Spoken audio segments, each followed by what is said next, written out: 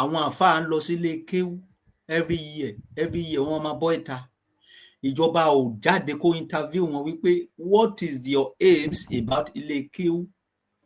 Your aims is after ilé kéwú to go to heaven, àbí? Mo kí yín ẹ̀yin olólùfẹ́ Ọpẹ́ Fanta. Ẹ wò ẹ má bínú bí iṣẹ́ mo wà mo sáré ní kí n sáré ju fídíò síta. Ẹ wò ẹ gbọ́ nǹkan tí Ọba Solomon sọ nípa èèyàn tí àfáà kan pa ní Ìlọrin, ìṣẹ̀lẹ̀ tó ṣẹlẹ̀ ní Ìlọrin. Ẹ wò Ọba Solomon sọ òótọ́ ọ̀rọ̀. Ẹ wọ́n kẹ́kẹ́ fìdí lókè wo fídíò tó fẹ́ play fún yín. So we are here to talk about what happening at Ìlọrin. Lórí nǹkan tó ṣẹlẹ̀ ní Ìlọrin. Arákùnrin kan tó ló pa ènìyàn, something like that. So ó máa need kí gbogbo yín kẹ́ share live yìí sí gbogbo àwọn àfáà tó wà ní Ìlọrin pátá wípé ọba àgbáyé fẹ́ bá wọn sọ̀rọ̀. Ó máa need kẹ́ share live yìí sí àwọn government Ìlọrin.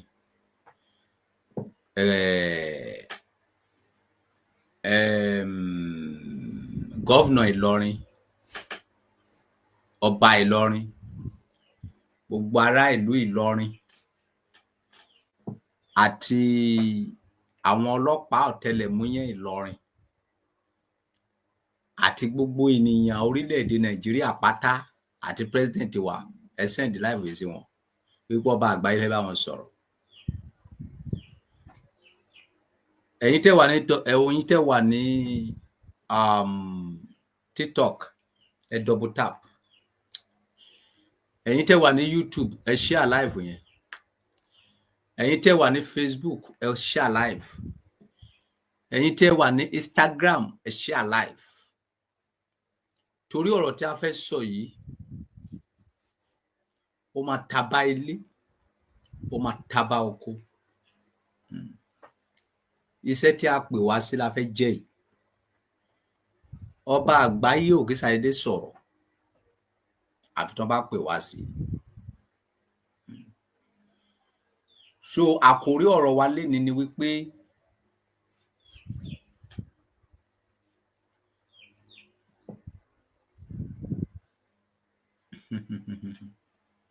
àlàyé ọ̀rọ̀ lórí arákùnrin tó pa ènìyàn ní ìlú Ìlọrin. Nǹkan tá a fẹ́ sọ̀rọ̀ lé lórí nìyẹn. Mo fẹ́ pe àfiyèsí gbogbo àwa ọmọ Nàìjíríà sí kankan. Ṣé ẹ rí tí kankan bá ti ṣẹlẹ̀, ẹ jẹ́ ká gbé emotionality sí ẹ̀gbẹ́ kan. Ká farabalẹ̀ wádìí nǹkan tó ṣẹlẹ̀. Kí nǹkan tó ṣẹlẹ̀ yẹn kó má bàa tó repeat ara ẹ̀ lọ́jọ́ míì. Ṣùgbọ́n tí gbogbo yín bá bẹ̀rẹ̀ sí ń ṣe gànràngànràn, ẹ bẹ̀rẹ̀ sí ń pariwo, ẹ bẹ̀rẹ̀ sí ń gbó bí ajá lórí internet láì farabalẹ̀, nǹkan tó ṣẹlẹ̀ yẹn ó sì máa tún padà máa repeat ara again and again. Mo fẹ́ kẹ́ tẹ́tí bẹ̀lẹ̀ jẹ́ kẹ́ gbọ́ ọ̀kan tí fẹ́ bá yín sọ. Now,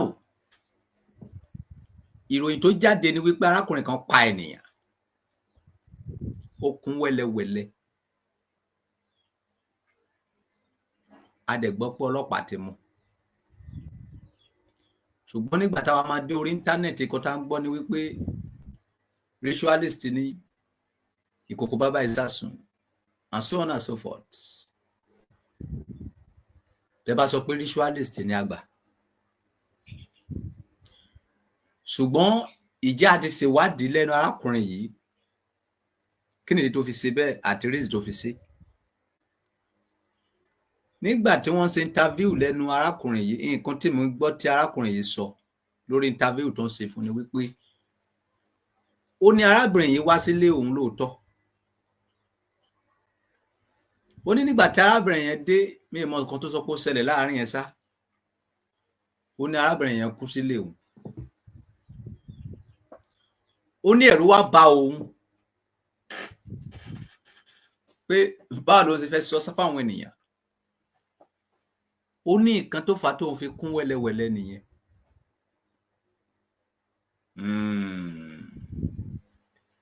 Ọlọ́pàá yẹn wá ń béèrè lọ́wọ́ ẹ̀ wípé níbo lẹ kún sí? ọmọ tó kún sí wẹ́lẹ́wẹ́lẹ́ pààtì ibi tó kún yẹn níbo ló dá sí? Ó dà pé ó sọ pé òun dá sílé ìkólẹ̀ kan. Ìgbésẹ̀ tó kàn ní wípé kì í ṣe ariwo ló kàn for now. Ilé ìkólẹ̀ tó dá sí yẹn, ẹ̀yin ọlọ́pàá tẹ́ wà nílọrin gbọ́dọ̀ kọ́kọ́ lọ síbẹ̀. Kẹ́ lọ ṣe investigate wípé ṣé lóòótọ́ ló dá síbẹ̀. Okay. Tó bá wá dá síbẹ̀ yẹn, ṣé o rí pé ṣé apá wà níbẹ̀, ṣé ọyàn wà níbẹ̀, ṣé òbó wà níbẹ̀, ṣé ìdí wà níbẹ̀, ṣé gbogbo property yẹn pé síbẹ̀? Tí ẹ bá wá bá wípé gbogbo ẹ̀yà ara arábìnrin yẹn pé síbẹ̀,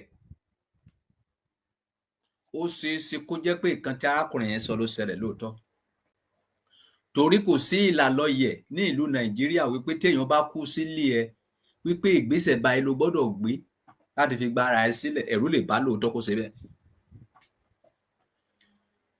Ṣùgbọ́n tó bá wá ṣẹlẹ̀ wípé ẹ dé ibi tó sọ pé òun kó ẹ̀yà ara arábìnrin yẹn sí,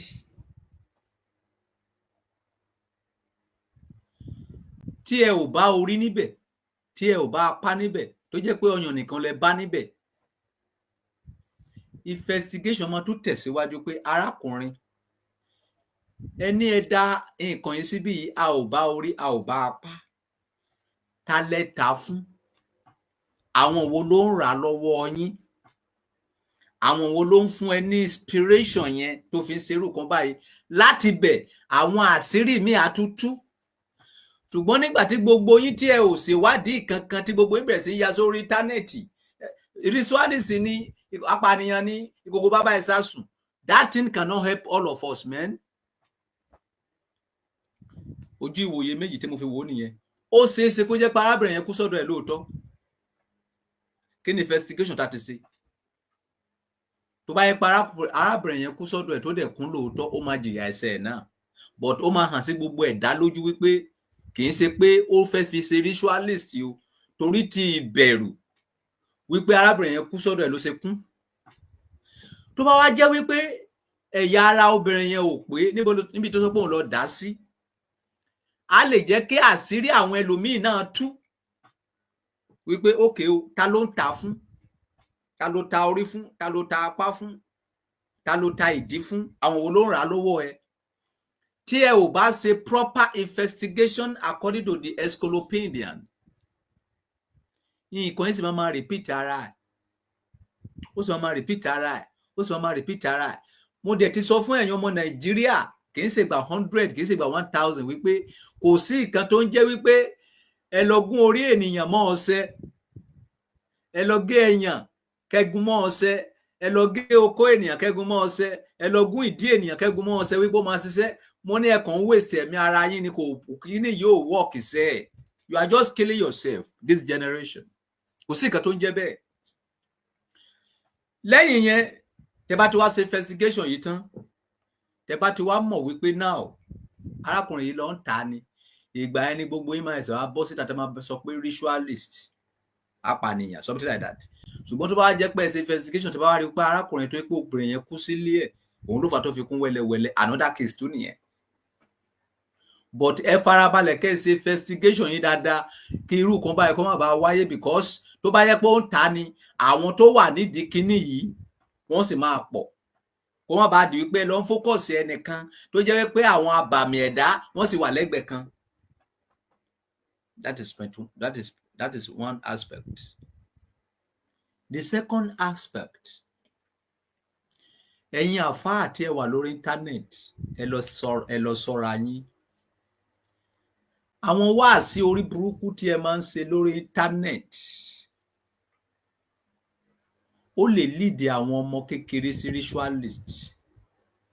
Mo gbọ́ tí àfáà kan sọ wípé Kéènì ó pa Ébẹ́nì,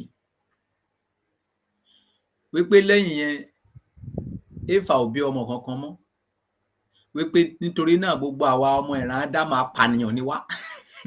A gbọ́dọ̀ máa pànìyàn lọ sáà ni. Okay, mo tún gbọ́ tí àfáà kan náà sọ lórí íńtánẹ́ẹ̀tì wípé ó yẹ ká so oògùn owó, wípé àwọn bàbá wa àtijọ́ so oògùn owó ṣùgbọ́n àwa ti wò yí ìdí tí ẹ̀rọ oògùn owó fi ń bà wá ni wípé a ò rówó fi ṣé gbogbo orúkọ bẹ́ẹ̀ yẹn tó wà nínú àlùkùránì náà ni. Ìyẹn number 2. Number 3, àwọn àfáà kan máa dé orí íńtánẹ́ẹ̀tì, wọ́n máa donate 100 billion 50 million. Ìkòkò bàbá, iṣẹ́ wo lẹ ń ṣe? What type of job are you doing? Iṣẹ́ wo lẹ ń ṣe? Ìjọba ẹni iṣẹ́ tó pọ̀ tí ẹ fẹ́ ṣe nínú ìlànà religion. Cultist ti wọnú religion ti wọnú cultist. Lọ́dọ̀ ti tèmi, religion is irritating to me, according to the King Solomon of Parameter. In my own territory, religion is an irritating to me, because nǹkan tí a ń gbọ́ nípa religion, a ò gbọ́ gan nínú cultist gan, kò sí nílé, kò sí lọ́dọ̀ àwọn ògbóni gan, kò sí lọ́dọ̀ àwọn ẹni tó jẹ́ wípé tí àwọn èèyàn wò gẹ́gẹ́ bí ẹni bí, kò sí lọ́dọ̀ wọn. Nǹkan tí àwọn religions yìí ń dáwọ́lé tó ń ṣe. Ẹ̀yin ìjọba, you need a lot of things to do.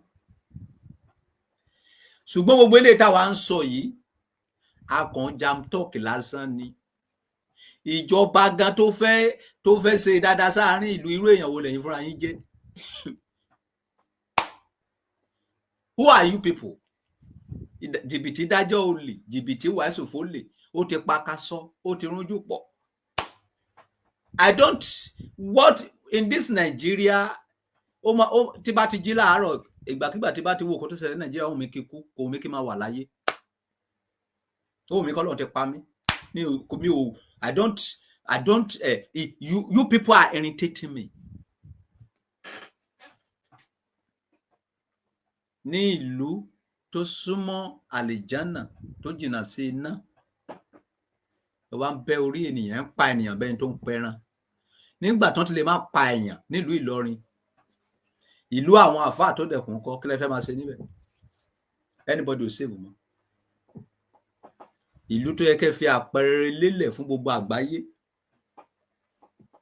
ìlú yẹn náà tó wá ń pa èèyàn yìí báyìí, kí lẹ fẹ́ ṣe sí? Ẹ̀yin àfáà tí ẹ bọ́ síta,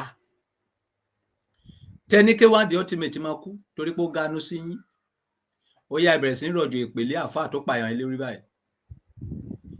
Ẹ sọ fún àgbà yẹn pé K1 ò ní pé ọjọ́ 7 wípé kan máa sí. Now ẹ bá wa sọ̀rọ̀ sínú ayé àfáà yìí tó lọ bà orúkọ yín jẹ́ yìí, torí orúkọ yín bàjẹ́ o, ó ṣe é ṣe kẹ́ máa mọ̀. Ẹ jọ̀ọ́ o, kíní kan sì yà mí lẹ́nu o. Ẹ jọ̀ọ́, àfáà ẹ pè ẹ́ wípé kó wá rí òun, sí ẹ̀rù tó máa bà ẹ́ ni. Kò tí ì yé mi o, ẹ ní sùúrù o. Káfáà ẹ pè ẹ́ lórí fóònù nísìnyí, Alhaja Sekina, ẹ jọ̀ọ́ ẹ sáré yọjú sí mi nílé kí ẹ̀rù tó máa bà ènìyàn. Ṣé ó yẹ kó rí bẹ́ẹ̀? Kàbí kí pásítọ̀ ẹ kó pè ẹ́ wípé hello sister lágbájá, ẹ jọ̀ọ́ ẹ sáré yọjú sí mi nílé kí ẹ̀rù tó máa bà wípé pásítọ̀ mi mà lè pa mí sí. Irú ìgbé ayé wo lẹ̀ ń gbé ẹ̀yin ènìyàn wọ̀nyí? Problem tí mo máa ń ní pẹ̀lú ilé ayé yìí ni wípé gbogbo àwọn tó ń pera wọn ní ritualist yìí tó ń górí èèyàn yìí, wọn kì í ní láárí. Àfáà tó kó èèyàn wẹ́lẹ́wẹ́lẹ́ yìí nísìnyí, ó dá mi lójú pé kò ní mọ́tò. Ó dá mi lójú wípé gbogbo àwọn nǹkan tẹ́ ń ṣe wọ̀nyí, àwọn ọ̀rọ̀ ó dáradára dá àwọn wáàsí òfò, wáàsí orí ibú ló máa ń inspire àwọn bọ̀bọ́ yẹn wípé kán lọ máa so oògùn owó, kán máa gé orí, kán máa gé ìdí, kán máa gé òbò, kán máa gé apá, kán máa gé ẹsẹ̀ unnecessarily and unnecessarily. So ẹ lọ preach fún ara yín, ẹ̀yin gays. Òbò yẹn máa gbó lọ́wọ́ ọ̀sẹ̀. Níbo lẹ fẹ́ sá sí? Ẹ ò lè bọ́ ẹ̀yin hook up lady, kò sí nǹkan tẹ́ lè ṣe sí, àfi tí ẹ bá ní ta òbò mọ́. Tí ẹ bá dẹ̀ ta òbò mọ́, ẹ bí á lò yín pa. Báwo lẹ ti fẹ́ ṣe báyìí? Ẹ̀yin guys, ebi á lù yín pa tẹ́ ẹ̀ bá tàbò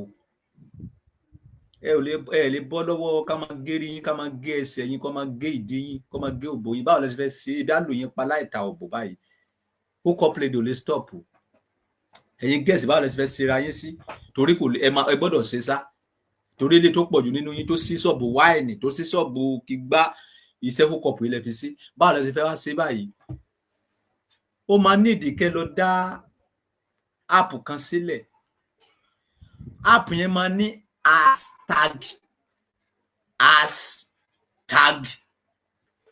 kí ni wọ́n máa ń pè kí ni yẹn hashtag yẹn tẹ́ bá ti fẹ́ lọ sílé ọkùnrin ẹ ti fẹ́ lọ sí olóṣó kí ni gbọ́dọ̀ wà lápá yín tó máa sí how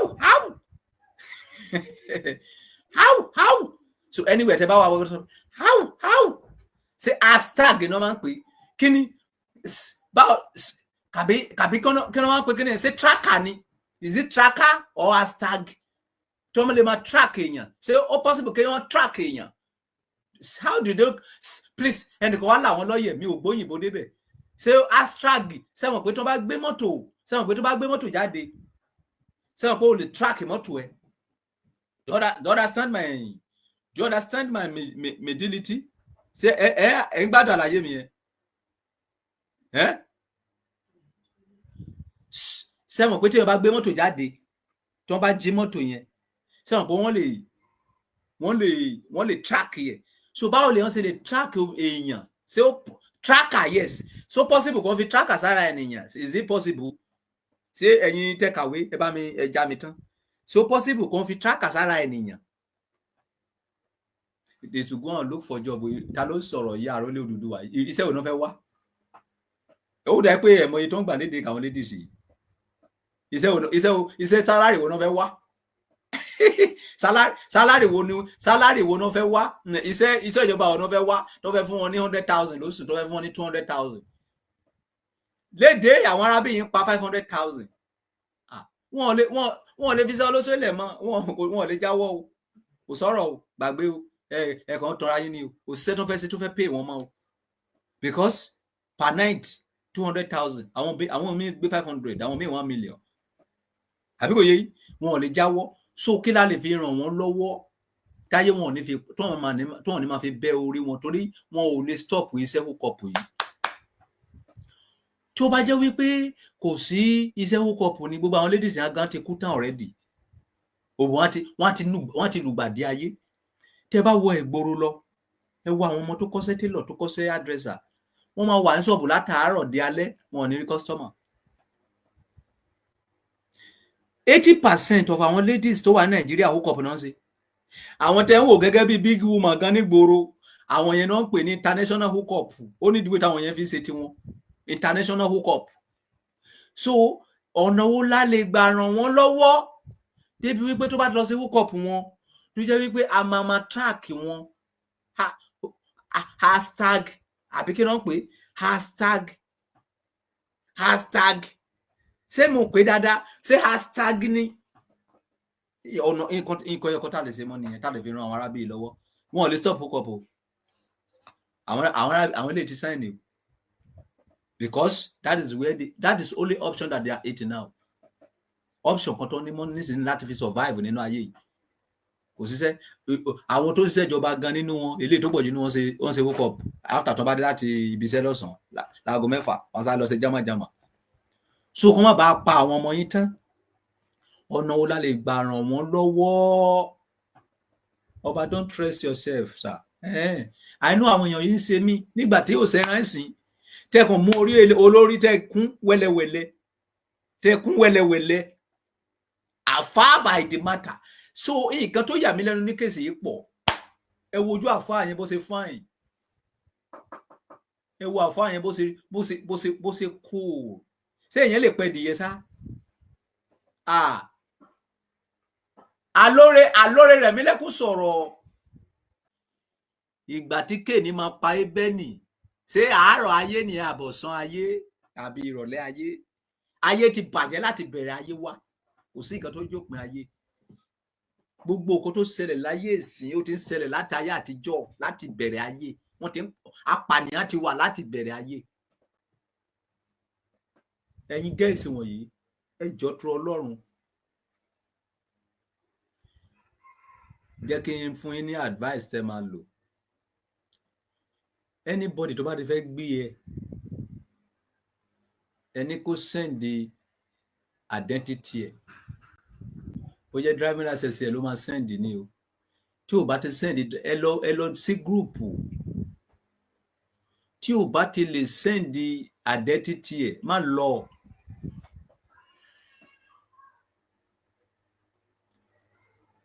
Àwa kan wà ká máa ń patronize yín kákan do yín nìkan ni, kò sí kó tá fẹ́ lò yín fún, àwa ò kì í lò ènìyàn kákan múnú ara wa dùn.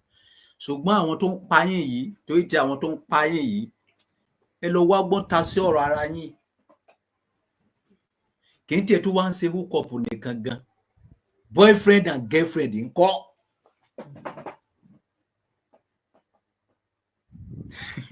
Àwọn ọmọ ọlọ́dún tún débí o, wọ́n náà tún lè send fake confirm fake identity, ìyẹn náà tó wà o. Àwọn boyfriend and girlfriend ńkọ́, boyfriend and girlfriend ńkọ́, torí gbogbo àwọn méjì tó ìpara wọn nísìnyí, eléyìí tó ṣẹlẹ̀ nígbà yẹn náà lọ́hùn tó gé girlfriend and boyfriend inú wọn kí ṣe ó kọ̀ ká wọn yẹn. Eléyìí náà mo gbọ́ wípé ṣé girlfriend àfáàyè ni àbí báwọn sọ pé ó já sáfáàyè. Ṣé àfẹ́sọ́nà ẹ̀ ni àbí girlfriend ẹ̀ àbí ó wá pé fún kọ bàbá kan pé ní àárín mọ́sálásí. So níbo ni gbogbo wa fẹ́ wá sá sí báyìí? Where do we want to run to? Níbo ni ká wá sá sí? Bó sáwọ mọ́sálásí orí ẹ lọ fẹ́ù, bó sáwọ ṣọ́ọ̀ṣì orí ẹ lọ fẹ́ù, bó sáwọ elédì orí ẹ lọ fẹ́ù.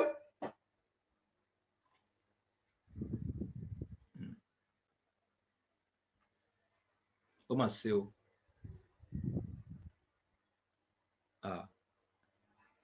Àṣé ìkójú ènìyàn tutù kò ní nǹkan ṣe pẹ̀lú ìgbésí ayé ènìyàn. Ẹ wo gbogbo àwọn kírímìnà tó ń mú ní Nàìjíríà, àwọn lójú wọn tutù, very cool eyes.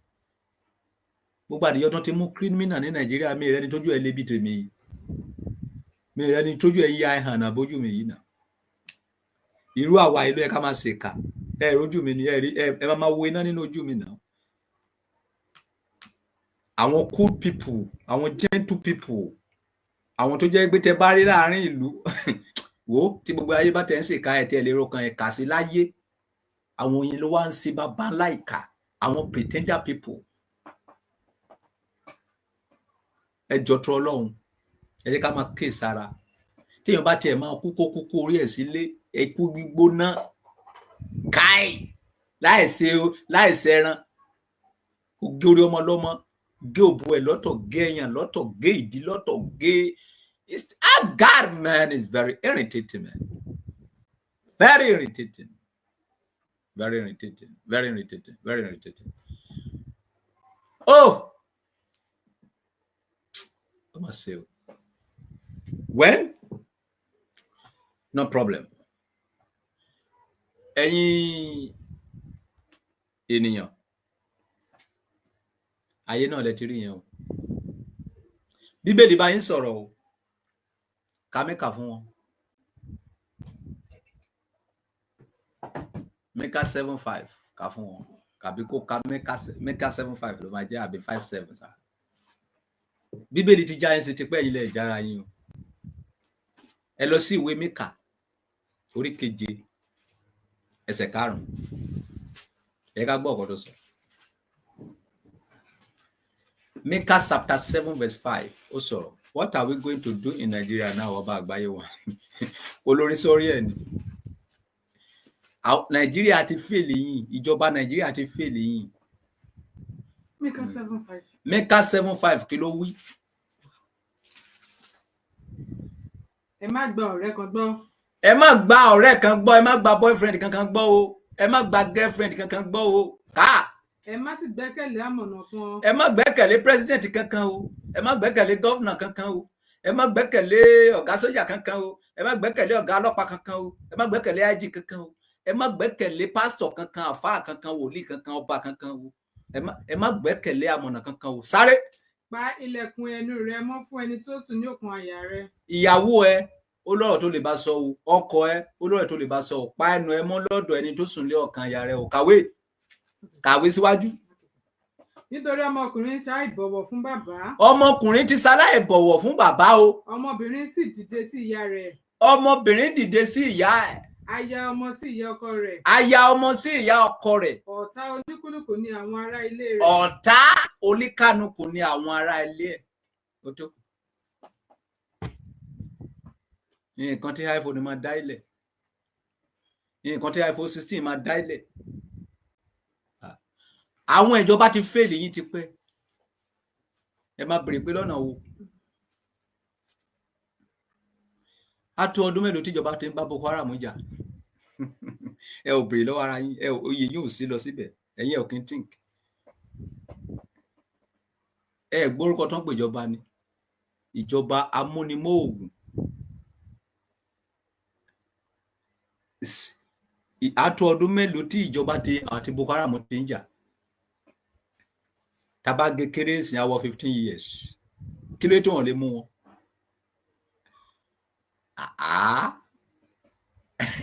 Ó jọ yé àwọn méjèèjì. Àbí kò yé yín? Ẹ ń tanra yín ní Nàìjíríà yìí. Jìbìtì dájọ́ olè, jìbìtì wàásù fólè, jìbìtì darí olè, ó ti pakasọ, ó ti rújú pọ̀. Orin yẹn wẹ́rù pé mo kàn kọ́ ni. A ti wo sàkún bí kan ṣe ń rí lọ. Ẹ tọ́ra yín ni, you are deceiving yourself. Ẹnìkan tó wá jìyà ní Nàìjíríà ní tálákà.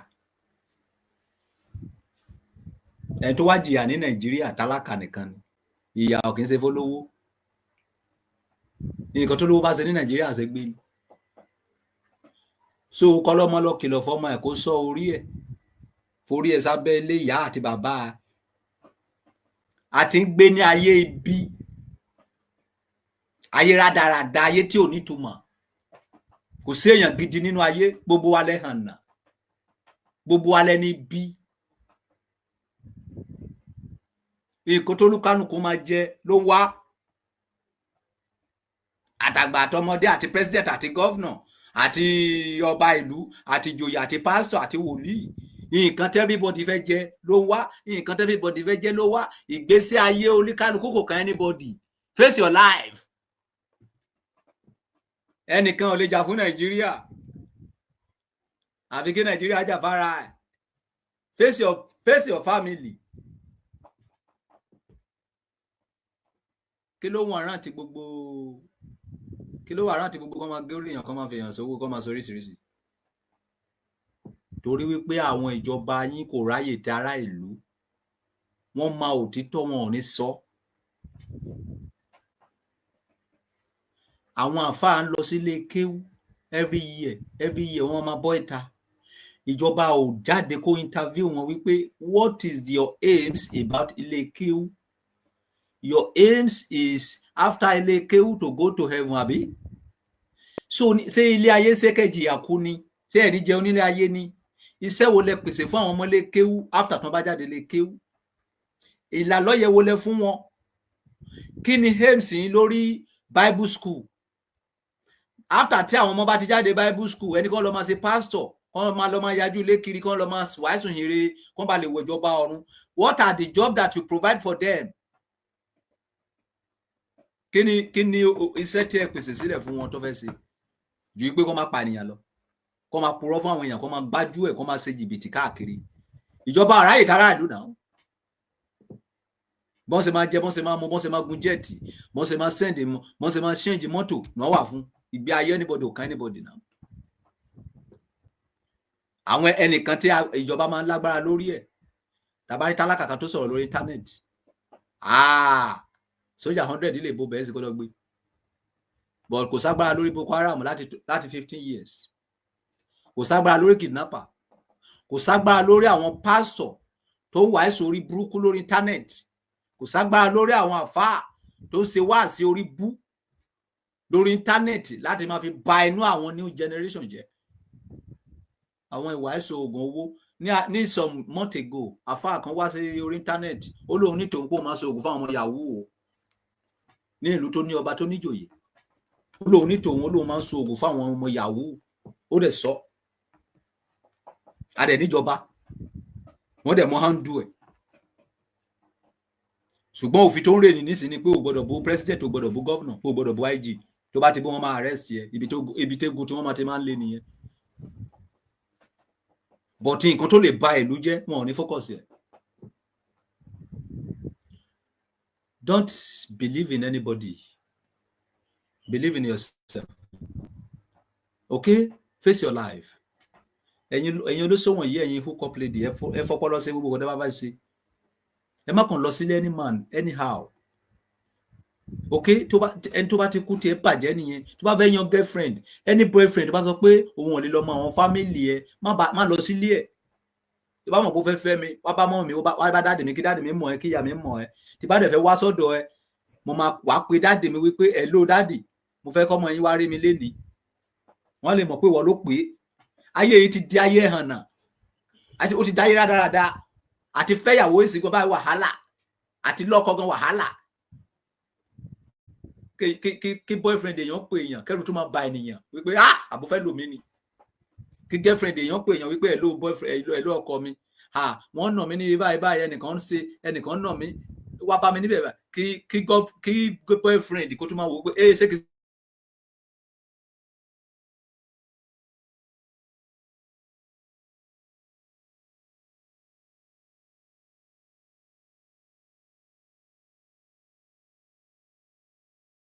lo fóònù ẹ̀.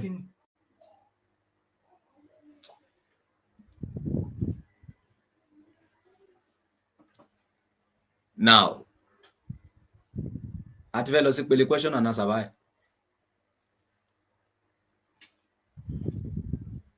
Nǹkan tó ń ṣẹlẹ̀ ní Nàìjíríà lọ́wọ́ báyìí, kó máa gé orí, kó máa gé ìdí, kó máa gé òbò yìí. Ọ̀nà wo ni ẹ rò wípé a lè gbà dẹ́kun ẹ̀? Ọ̀nà wo la lè fi gbà ran àwọn ọ̀dọ́ wa lọ́wọ́? Ìwọ tó bá wà ní Instagram, tó bá wà ní TikTok, tó bá wà ní Facebook, tó bá wà ní Facebook àti YouTube, link tí mo paste yìí ló máa press tó máa fi send request tó máa fi wá dá sí. Kí lẹ rò tí a lè ṣe tí àwọn ọ̀dọ́bìnrin wa ni wọ́n fi kúkú ìyà? Ó di méjì báyìí lọ, ṣé kìí sọdún yìí náà ni? Ó dàbí 2024 ní eléyìí tó gé ọ, eléyìí tó kun girlfriend ẹ̀. Ẹ̀yin tẹ́ bá wà ní TikTok, ẹ kàn send request ní direct. Ẹ̀yin tẹ́ bá wà ní Instagram, Facebook, ẹ tẹ link yìí, link tí mo paste sísàlẹ̀ yìí, ó máa gbé yín wá sí orí YouTube, ibẹ̀ lẹ máa ti wọlé. So bó ṣe rí nìyẹn. So kí lẹ mọ̀ wípé a lè ṣe fún àwọn ọ̀dọ́ wa, àwọn especially àwọn ladies wa, tí wọ́n ní máa fẹ́ lò wọ́n nílòkulò? Kí ni solution? Kí lẹ mọ̀ pé ó jẹ́ solution? Àti wípé kí la fẹ́ ṣe sórí ọ̀rọ̀ àwọn àfáà, àwọn pastors, àwọn aláwo, kíkó wọn pọ̀ bẹ́ẹ̀. Gbogbo wa àti pastors àtàláwo àti àfáà àti gbogbo wọn pátá ló ń ṣerú ẹ̀. Kì í ṣe ibì kan ló wà, àfi tá a bá fẹ́ tanra wa nìkan ló kù. Àbí kò yé yín? Kí la lè ṣe láti lè fi dẹ́kun àwọn ìwà ìbàjẹ́ wọ̀nyí tó ní máa fi pa àwọn ọmọ wa anyhow? Kí lẹ mọ̀ pé a lè ṣe? Àmọ̀ràn wo lẹ fẹ́ fún àwọn ladies? Because ẹ bá fún wọn lámọ̀ràn pé kán stop ẹ, wọn lè stop ẹ, because that is what they eat. Yes. So kí la lè ṣe?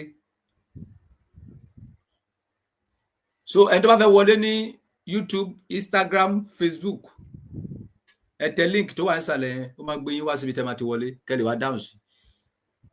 Ìwọ tó bá mọ̀ pé o ní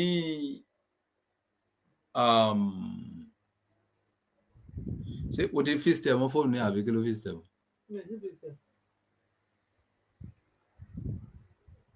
Ẹ̀yin tẹ́ ń fún mi ní gift yìí, ẹ̀rí bá ti ṣe ẹ̀rọ náà gbégbá o.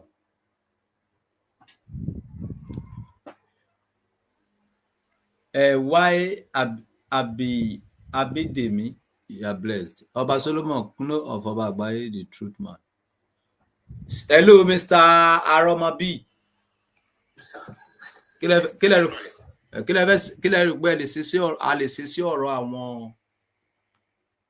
àwọn kí ni àmọ̀ràn wọlé lè gba àwọn ọ̀dọ́bìnrin wa àti kílẹ̀ mọ̀ pa lè ṣe sọ̀rọ̀ àwọn àfáà pásítọ̀ àtàwọn babaláwo wọ̀nyí. Ẹnikẹ́ni tí wọ́n bá ti mú pé ó ṣerú nǹkan yìí kí wọ́n pa lẹ́sẹ̀kẹsẹ̀. Wọ́n má gbé lọ sí court. Kọ́ má gbé lọ sí court because bíbélì gan jẹ́ kó yé wa pé ẹnikẹ́ni tó bá pa èèyàn nípa idà náà ni a ó pa.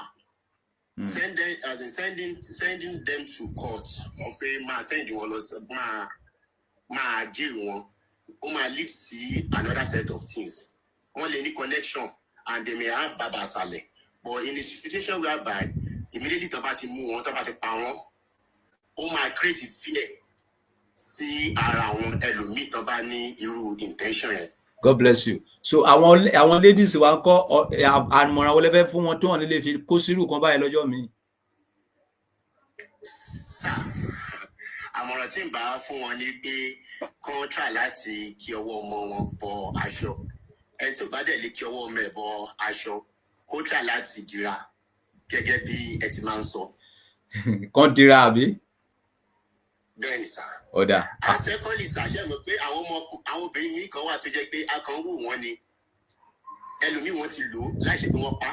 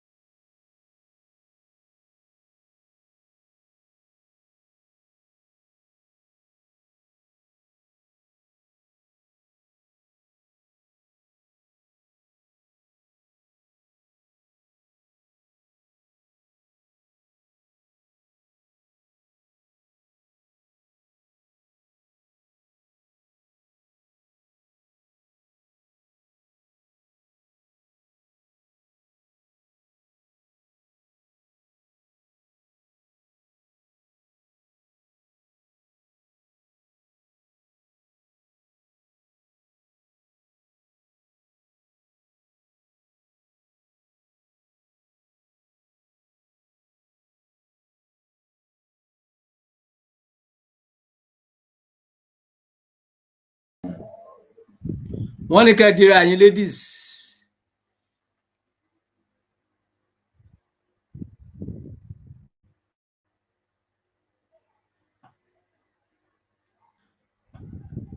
Èwo ló tún ṣe lá? Ó tí monetize ẹ̀ tẹ́lẹ̀.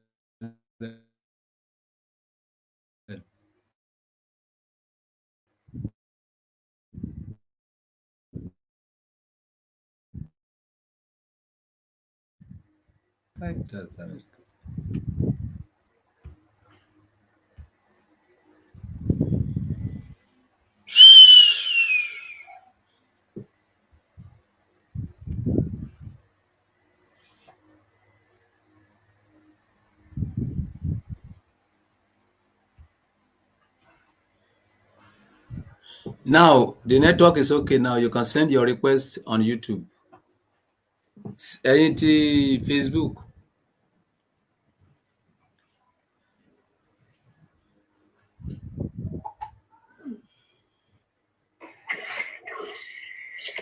Hello, Kẹ́misọ́lá. Àmọ̀ràn wo lẹ fẹ́ fún àwọn ladies?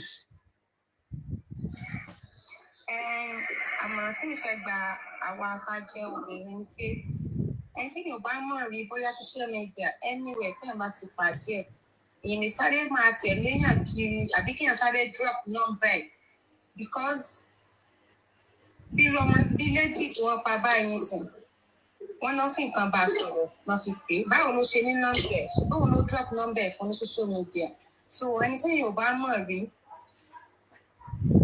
èèyàn máa tẹ̀lé and irú èèyàn tó ń pààyàn tó bá ti mú wọn kán má pa wọn tó bá ti mú wọn pẹ́jọ́ káwọn náà kọ́kọ́ feel pain before ọ̀kan tó pa wọn bóyá kọ́kọ́ gbé wọn lọ́wọ́ ẹyọ kan náà ní tó máa fi ń géègì yẹn kọ́kọ́ gbé wọn lọ́wọ́ tó bá tó bí second week tó tún gbé wọn lẹ́sẹ̀ ẹyọ kan ká máa pa wọn díẹ̀díẹ̀ ká má sáré pa wọn lẹ́ẹ̀kan náà oníkan gbé wọn lọ sí court tàbí kán gbé wọn lọ sẹ́wọ̀n ká máa gé gbogbo eríkèéríkèé ara wọn díẹ̀díẹ̀ táwọn máa fi kú Bí wàá pé máa fi ìfọ̀kàn tó kú. bí pé kán gé etí lé ní kán gé ẹsẹ̀ ní next week. Yes. Ìyá tó bá jápá ní wíìkì apẹ̀ ọ̀kan ní wíìkì second week kan tó ń jẹ́ ẹsẹ̀. Wọ́n máa ní But ṣé ẹ̀yin believe wípé hookup lè stop ní Nàìjíríà? kò lè stop o. Kí ni ìdí tẹ́ fi rò pé kò lè stop?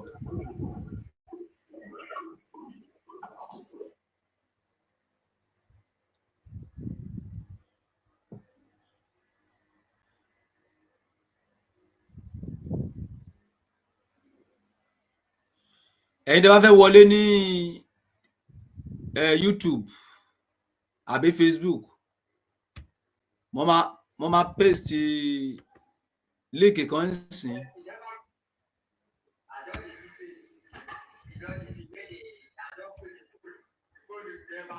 Link yẹn lẹ máa press tẹ́ máa fi wọlé síbí. Yeah. Hello Fresh. Yes, kí ni àmọ̀ràn tẹ́ fẹ́ fún àwọn ladies? Ṣé rí ẹ ti sọ òtítọ́ bẹ̀ nínú ọ̀rọ̀ tẹ́ ẹ sọ̀rọ̀ nígbà tẹ́ fi bẹ̀rẹ̀. Ẹ sọ wípé kí wọ́n wá ìdí, kí wọ́n wá àwọn bíi bàbá àsàlẹ̀ tí wọ́n rán wọn. Mo tọrọ bẹ̀ ni pé tí wọ́n bá bẹ̀rẹ̀ sí mú àwọn bàbá àsàlẹ̀ ó máa lọ́dọ̀ àwọn ìjọba. Tí mo mọ̀ ní pé bẹ́ẹ̀ ni tí mo mọ̀ ní pé àṣírí ibẹ̀ wà ní àárín wọn. Tí wọ́n bá bẹ̀rẹ̀ sí ní tú pé ibo ni kíní tí wọ́n wá ibo kíní á dé ọ̀dọ̀ wọn. So ìdí nìyẹn tí pé wọn ò lè tú àṣírí ibẹ̀. So gẹ́gẹ́ bí ọ̀dọ́ máa ń sọ ẹni kólúkàkù dira ẹ̀ ilé ayé tá a wà yìí ilé ayé tó le ni. So ẹni tó bá máa jáde bí àwọn new confiance ẹni tó bá máa jáde ẹnìkan wà lè trust anybody wọn ẹni tó bá máa jáde kó ṣe kíni kó ṣọ́ra ẹ̀ àmọ̀ràn mi nìyẹn kó ṣọ́ra ẹ̀ kò sí solution ju pé kólúkàkù ṣe kíni kó ṣọ́ra ẹ̀. But question kan tí mo tẹ̀ fẹ́ béèrè nísìsiyìí tí ó ti yé mi ni wípé tí ẹnìkan bá tẹ̀ fẹ́ jáde tí ó bá sọ fún gbogbo àgbáyé pé mo ń lọ sọ́dọ̀ lágbájá o tẹ́nìyẹn bá padà pa tó bá padà mú ẹni kí láǹfààní pé ẹni gan sọ. Kí ni àǹfààní pé ẹni yẹn kan sọ. Yes, now èèyàn ń jáde báyìí ó sọ fún lágbájá pa mo ń lọ sọ́dọ̀ lágbájá o ó dẹ̀ débẹ̀ wọ́n dẹ̀ pa at the end of the day wọ́n padà mú ẹni yẹn kí ni àǹfààní sísọ tẹ́nìyẹn sọ ẹsẹ̀ tó kú kò tí ì kú ni. Bẹ́ẹ̀ ni ẹni tó kú ti kú ṣùgbọ́n àǹfààní kan tẹ́mi lè rò rí tí mo rí bẹ́ẹ̀ ni wípé torí kó ti sọ yẹn a sì ṣe trace ìjìyà sì lè wà fún èèyàn tó pa ṣùgbọ́n nígbà tí ò sọ irú òkú ẹ̀ yẹn kò sí ta fẹ́ ṣe sí àárín yẹn ṣùgbọ́n torí kó ti sọ yẹn ìyẹn a sì lè bá kọ̀yà yẹn. A bá kọ̀yà lẹ́yìn tó ti kú.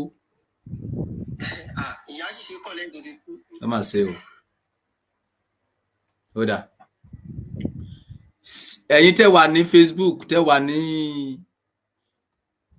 Instagram tẹ́ bá fẹ́ wọlé tẹ́ bá fẹ́ dáhùn sọ̀rọ̀ tó wà nílẹ̀ yìí ẹ tẹ líǹkì tí ó wà ní abẹ́ ọba Solomon ọba àgbáyé yẹn so tẹ́ bá ti tẹ líǹkì yẹn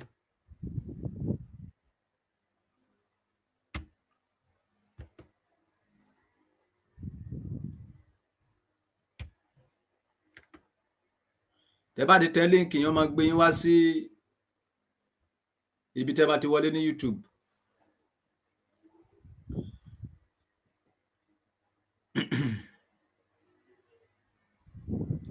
Ayé kọjá lọ, ayé kọjá lọ, olówó àti tálíkà ò ayé kọjá lọ. Ẹ káàbọ̀ o. So kí ni àmọ̀ràn yín fún? Nǹkan tẹ́mi fẹ́ sọ nípa ọ̀rọ̀ yẹn ni pé àkọ́kọ́ mo mọ̀ pé àwọn ìjọba wa wọ́n máa ń wò yín dáadáa. A nídìí ọlọ́pàá ìpínlẹ̀ kó bá wa àríǹjì ọlọ́pàá ìpínlẹ̀ kí ìpínlẹ̀ kọ̀ọ̀kan kó ní ọlọ́pàá títí wọn gẹ́gẹ́ bọ́n ṣe ń sọ kó bá wa gbégbèsè kó mú iṣẹ́ ní kíákíá. Ṣé tó bá ti wá lọ́lọ́pàá ìpínlẹ̀ yẹn anybody tó bá ti ṣe irú mistake pé àwọn rí pé ó pààyàn kó má waste time láti pa ẹni náà kó má waste time láti pa ẹni yẹn dànù because tá a bá lọ́lọ́pàá ìpínlẹ̀ wọ́n á lè mọ ẹni tó ń ṣèbàjẹ́ nípínlẹ̀ kọ̀ọ̀kan. Irú ìtàn sọ tí ẹnìkan sọ nísìnyí pé tó bá ní kó máa wádìí àwọn tó ń pààyàn yẹn ó máa lọ́wọ́ ìjọba nú kò sọ́wọ́ ìjọba kankan nú ẹ̀ ṣe rí oògùn owó làwọn tó ń pààyàn yìí oògùn owó náà ń wá kiri bẹ́ẹ̀ kẹ̀dẹ̀ ló kàn ń wèsì ẹ̀mí ẹlẹ́mìí ni kò sóògùn owó kankan nínú pé a fẹ́ pààyàn lẹ́yìn pé kéèyàn lọ gbin iṣu kó fi sílẹ̀ kó ti ṣu bọlẹ̀ kíṣu kó ta pé bóyá ń pààyàn ń lo ẹ̀jẹ̀ èèyàn yẹn kò sí kankan bẹ̀ irọ́ náà ń pa kò wá sí nǹkan yìí lọ́wọ́ àwọn babaláwo gbogbo bí tẹ́lẹ̀ wá nǹkan yìí sí ọwọ́ àwọn àáfà àtàwọn àwọn pásítọ̀ ni àwọn àáfà ló túbọ̀ pẹ̀lú àwọn tó ń ba Nàìjíríà jẹ́ àwọn àáfà ni for example nǹkan kan ṣẹlẹ̀ ní mo fẹ́ fi ti tọ̀rọ̀ mi mo fẹ́ fi sọ̀rọ̀ nǹkan kan ṣẹlẹ̀ nílé ọ̀dọ̀ mi mo pẹ́ nìyẹn pé kó wá bá mi ṣiṣẹ́ ó dẹ̀ charge mi ó ní máa san 750 mo dẹ̀ agree mo san 7 ó gba 700 cash pásítọ̀ ni ó gba 700 cash owó ẹ̀ kù 50,000 so mo dẹ̀ ní tó bá ti parí màá fún ẹ ní 50,000 kẹ́yìn bíi pé kò tí ó dẹ̀ ní 8 days ló máa fi ṣiṣẹ́ mi o inú ó ní èmi máa tún ra epo 4 days mo agree òun máa ra epo 4 days aṣáà ti accept ẹ̀mí àti ẹ̀ so nínú 3 days títí ẹ̀ ọba 3 days and a half ló lò èmi ò tí ì rọ epo nínú 4 days tó fún mi kò tí ì ṣiṣẹ́ mi lójú àmì bọ̀bọ́ ìdẹ̀ ti sọ pé kí n wá fowó kún owó fún un kí èmi máa fowó kún iṣẹ́ òun mo ní ibo náà ti ń ṣerú ẹ̀ ó àjọ agreement wa 8 days ni pásítọ̀ lẹ́ni yìí o 8 days ni ó tí ì lo 4 days títí ẹ̀ gangan pé 4 days tèmi ni ò tí ì lo 1 days nínú ẹ̀ nínú epo tó ní ìrà ìdẹ̀ tún ti sọ fún mi pé mo fẹ́ fowó kówó mo wá sọ mo náà ìtẹ̀ ń ba Nàìjíríà jẹ́ nìyẹn ó kẹ́ ní ìṣẹ́ máa pariwo Tinubu ni o Tinubu ni Tinubu àwa gọ́gọ́ là ń bàlú jẹ́ so a nídìí ọlọ́pàá pínlẹ̀ so a lè ojú wa lè tóra wa ojú wa lè kára wa anybody tó bá ṣe wèrè kọ́ padà nù nǹkan tẹ́mi fẹ́ sọ nìyẹn. ó dà àjàgbéra on mute. lẹ́ o báyìí kó ń ti rí kẹ́. ẹ káàbọ̀ sàṣẹ àlàáfíà lẹ́wà. lẹ́ o kó ń ti rí kẹ́ ọmọ òde ayé mo wá ní o. kí lẹ fẹ́ dá sí ọ̀rọ̀ yìí kí lẹ fẹ́ sọ nínú ọ̀rọ̀ tó wà nílẹ̀ yìí. mo kàn fẹ́ kí ẹni bọ́ra mi. bàbá yìí kì í ṣàkókò kíkí la wà yìí ọ̀rọ̀ Nàìjíríà báyìí ó jẹ wá lógún because ó ń bọ̀ àwọn là ń dẹ̀dẹ̀ tí a ò bá tètè wá àkàṣe sọ̀rọ̀ yìí ṣèbọn sì ń invite àwọn èèyàn ni tó bá pọ́n máa lọ máa pa àwọn èèyàn mọ́lé ni o ṣeun mọ́ ayúyẹ ẹ ti mute o àgbàjẹ̀bú thank you very much ó dà pé ṣeun yẹn wá láòbò níbí ni.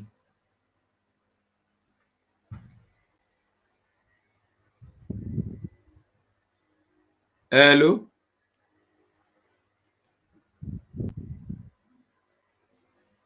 Agbajebu, God bless you for the gift.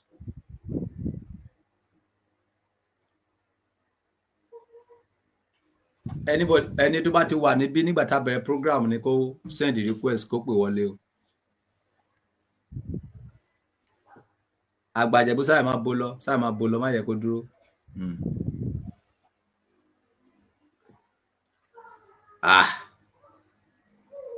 Àwọn nǹkan tí ò ṣe gbọ́ sétí àwọn ọ̀rọ̀ rírùn ọ̀rọ̀ tó irritate létí. Hello Abdullahi. Abdulsamad. Ẹ káàbọ̀ sàṣà àlàáfíà lẹ́wà. Kí lẹ fẹ́ bá wa àmọ̀ràn wo lẹ fẹ́ gba àwọn ladies wa. Ọlọ́run ní jẹ́ bàjẹ́ Ọlọ́run sì ní dára mú. Àṣẹ o. Ọlọ́run ṣe àánú wa kì í ṣe nǹkan méjì la fẹ́ bára wa sọ tó di pé àwa ni ká mọ̀ wọn ara wa. Torí gbogbo ohun tí ń bẹ̀rẹ̀ tí ń ṣẹlẹ̀ yìí wàláhì tàláhì kò ju àwọn àfáàní ẹ̀ lọ torí èmi ní ọmọ tí ó ní àfáàní ẹ̀sìn ní ìpera rí wàláhì tàláhì. Gbogbo ohun tí ń ṣẹlẹ̀ yìí náà àwọn obìnrin wa náà tún kún wàláhì àwọn náà kún torí ẹni tó invite ẹgbẹ́ náà òun ti lágbókèlé bẹ́ẹ̀ bóyá ẹni tó mú mẹ́mi kún fẹ́ fẹ́ ni àbí ohun tó mú olùkọ́ mi lágbẹ́jẹ́ yìí omi àti ọ̀fẹ́ ra àtọ̀ ni ohun tó bá lọ́dọ̀ rẹ̀ gbogbo náà ìyẹn máa ń fi nǹkẹ́ lọ kí wọn tó sọ pé ẹ fẹ́ ṣe nǹkẹ́ ọlọ́bì kẹ́ nísìnyí ìrọ̀bó wífẹ́ nìkẹ́kẹ́ tó fi jáde kúrò tó fi lọ́bi tó lọ ní pé gbogbo ẹ̀yin obìnrin ibi tẹ́ bá fẹ́ máa lọ lásìkò tá a wà yìí ẹ dákẹ́ máa wí fún wọn ẹ máa wí fún yẹn kí n lọ bí báyìí ẹ sì jẹ́ wọn máa mọ̀ ní àjò tí ẹ bá rìn nígbà báyìí ní sin rìnrìn àjò mi báyìí ní sin lọ ẹni tí ń déètì ní ẹni tí ń fẹ́ ni mọ̀ ẹ́ tẹ́mi fẹ́ gba ojú bẹ́ẹ̀ ni lọ. Àwọn ìwà ìbàjẹ́ yìí báyìí ọ̀nà wọlé àlegbà dẹ́kun ẹ̀ kí làmọ̀ràn yín fún àwọn tó bá ti ṣerú kan bẹ́ẹ̀. Ìmọ̀ràn tí ó wí ọlẹ́yàgọ́ nìgẹ̀ ohun tó ń náà ẹ̀rí gẹ̀ ni pé ẹni bá pààyàn ká pàálẹ̀ ni wàláhì tàláhì ẹni bá pààyàn kí wọ́n pàálẹ̀ ni pẹ̀lú tó bá ṣe pé ó ń mú yàn ó pààyàn láìsí pé ó nídìí kè kò tí ẹ̀ sí gbóngbé náà kí wọ́n pààyàn àgọ́ wa ní ẹ̀sọ́ dáadáa ní gbogbo ìmọ̀ràn àwọn tí máa wà. ẹ ṣé gan sir, God bless you. àwọn saviour bò ló wọlé bọ̀ ẹ́. Hello kábíyèsí. ẹ káàbọ̀ sà, so kí lẹ rí àmọ̀ràn wọlé fẹ́ fáwọn ladies lórí ọ̀rọ̀ tó wà nílẹ̀ yìí. nǹkan tí mo kọ àmọ̀ràn tí mo kọ lè fáwọn obìnrin lórí nǹkan tó wà nílẹ̀ yìí ni pé kó má ṣe àrísítò àbí kó má ṣe olóṣù àbí kó má lọ bá boyfriend rẹ̀ ní ètí tó kàn án bẹ́ẹ̀ ni pé ẹni obìnrin tó bá ti fẹ́ lọ bá boyfriend ẹ̀ ó gbọ́dọ̀ máa sọ fún àwọn èèyàn, ó gbọ́dọ̀ sọ fún ẹnìkan ọ̀rẹ́ àbẹ́nìkan tó jọ ń gbélé pé ọ̀dọ̀ lágbájá mo ń lọ o àìbámọ̀ tí kò bá ṣẹlẹ̀ èèyàn gbọ́dọ̀ lẹ́nu tí ò lè máa fi ọ̀rọ̀ lọ á dẹ̀ fi fóònù nọ́mbà ẹni yẹn sílẹ̀ pé ẹni fẹ́ lọ bá lélẹ́yìí o fóònù nọ́mbà ẹ̀ lélẹ́yìí tó bá dẹ̀ ti dọ́dọ̀ ẹ̀ níṣojú ẹni tó lọ bá ẹ̀ kó pe lágbájá tí mo sọ pé mo fẹ́ wà lọ́dọ̀ ẹ̀ mo ti wà lọ́dọ̀ ẹ̀ tó bá ti sọ yẹn fún tán ìyẹn bẹ́ẹ̀ yẹn.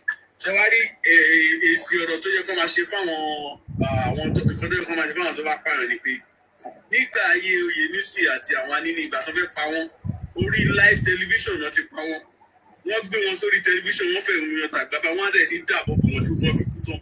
ṣé ẹni tó bá náà ń pa àwọn èèyàn irú àwọn báyìí tó bá di pé èèyàn kan pa èèyàn kán gbé wá sórí live television kán tẹ̀yìn wọn ti àgbá tó máa ń sọ pé wọ́n fẹ́ èèyàn tàgbá yẹn kán wá fáyà èèyàn bíi mẹ́fà tó bá jẹ́ èèyàn mẹ́fà ni kán fáyà ogun wọn dànù tó bá tún di oṣù mẹ́fà kí gọ́vnà míì tún wà ń bẹ̀ kó tún pa èèyàn mẹ́fà ṣé tó bá fi máa pa èèyàn mẹ́wàá lórí live táwọn wò báyìí gbogbo àwọn tó kún àtọmọ wọn báṣọ ṣùgbọ́n tó bá kàn mú wọn tó mú wọn lọ sẹ́wọ̀n tá àríbọn ṣe pa wọn àwọn èèyàn kan wà bí pé ṣe normal thing but tó bá gbé wọn sórí live television tó fáyà wọn ní firing squad because it's very very painful kíyàn dẹ̀ gbé odidi èèyàn kó dẹ̀ máa gé ọmọ ẹ̀ nǹkan burúkú ni nǹkan tẹ́mi sọ nìyẹn. nǹkan tó yà mí lẹ́nu nípa ọ̀rọ̀ àwọn ìjọba Nàìjíríà yìí pọ̀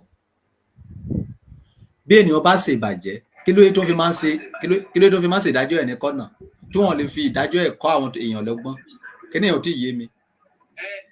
nǹkan tó ṣẹlẹ̀ ni pé ní òfin tá à ń lò ní Nàìjíríà àti ní gbogbo káàkiri àgbáláyé wọ́n ìgbà láti ní democracy pé kò sírú nǹkan téèyàn bá ṣe wọ́n á kọ́kọ́ gbé ẹni yẹn lọ sí ilé ẹjọ́ tó bá ti pè lọ sí ilé ẹjọ́ ló máa wá dá lẹ́bi àbí dá láre but tí a bá wà ní western world tí nǹkan kan bẹ́ẹ̀ yẹn bá ṣẹlẹ̀ wọ́n pe àwọn kan ní judge àwọn kan ní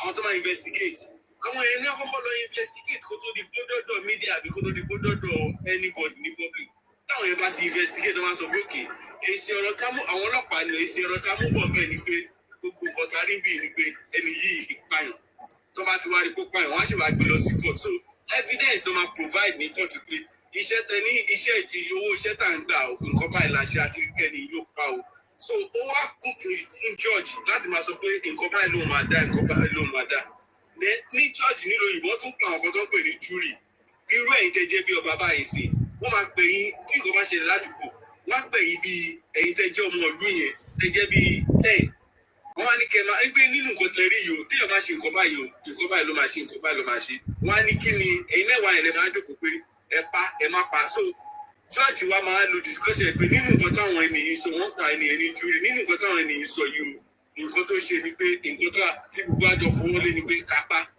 bọ̀ tó máa fẹ́ pààyàn wọ́n wá lọ sórí gbàgede wọ́n fàyè ẹ̀ tó máa kú ni bọ̀ tó máa ń ṣòwò tó yẹ pé àwọn èèyàn mọ nǹkan tó fi ń pààyàn lọ ní Nàìjíríà nítorí pé ọgbọ́n jìbìtì tó bá ti gbé lọ sẹ́wọ̀n sí gbogbo àwọn gọ́fúnà ẹlòmíì wà tó yẹ kó pààyàn tó ti gbé lọ sí wọ́n ti kọ́ pa ṣùgbọ́n gọ́fúnà gbọ́dọ̀ sáìn ẹ̀ láti jẹ́ kán pa ṣùgbọ́n àwọn gọ́fúnà wa gbogbo wọn láwọn ò sáìn báwọn fẹ́ kéèyàn ẹ̀mí èèyàn tó wà wọn bọ̀ nǹkan tó ṣẹlẹ̀ tí gbogbo kíní fi ń ṣe tó fi ń lọ báyìí nìyẹn bọ̀ tó láyé pé wọ́n pa wọ́n live tá à ń rí wọn lórí nǹkan tó fi ń pa wọ́n èmi ká ní máa tọ́wọ́ yẹn bá ṣọ.